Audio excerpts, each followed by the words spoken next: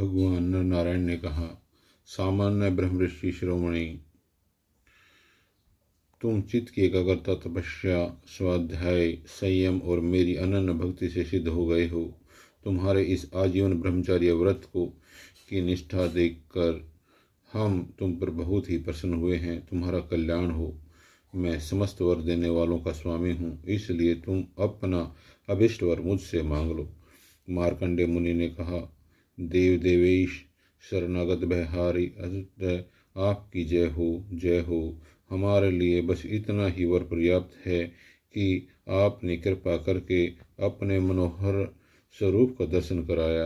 ब्रह्मा, शंकर आदि देवगण योग साधना के द्वारा एकाग्र हुए मन से ही आपके परम सुंदर श्री चरण कमलों का दर्शन प्राप्त करके कृतार्थ हो गए हैं। आज उन्हीं आपने मेरे नेत्रों के सामने प्रकट होकर मुझे धन्य बनाया।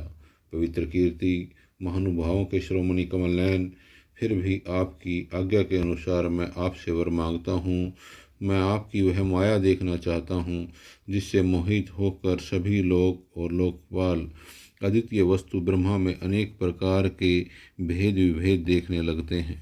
सूत जी कहते हैं, शौनक जी, जब इस प्रकार मार्कंडेय मुनि ने भगवान नर नारायण की इच्छा अनुसार स्तुति पूजा कर ली और वरदान मांग लिया, तब उन्होंने मुस्कुराते हुए कहा, ठीक है, ऐसा ही होगा। इसके बाद वे अपने आश्रम बदरी वन को चले गए।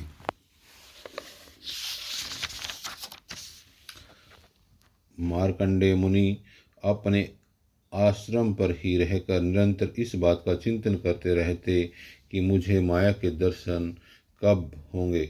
वे अग्नि, सूर्य, जल, पृथ्वी, वायु, आकाश और अंतःकरण में और तो क्या सर्वत्र भगवान का ही दर्शन करते हुए मानसिक वस्तुओं से उनका पूजन करते रहते।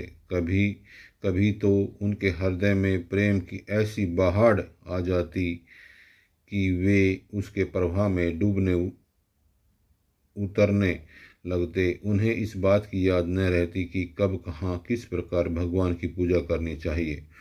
शौनक जी, एक दिन की बात है, संध्या के समय पुष्पभद्रा नदी के तट पर मार्कंडेय मुनि भगवान की उपासना में तन्मय हो रहे थे।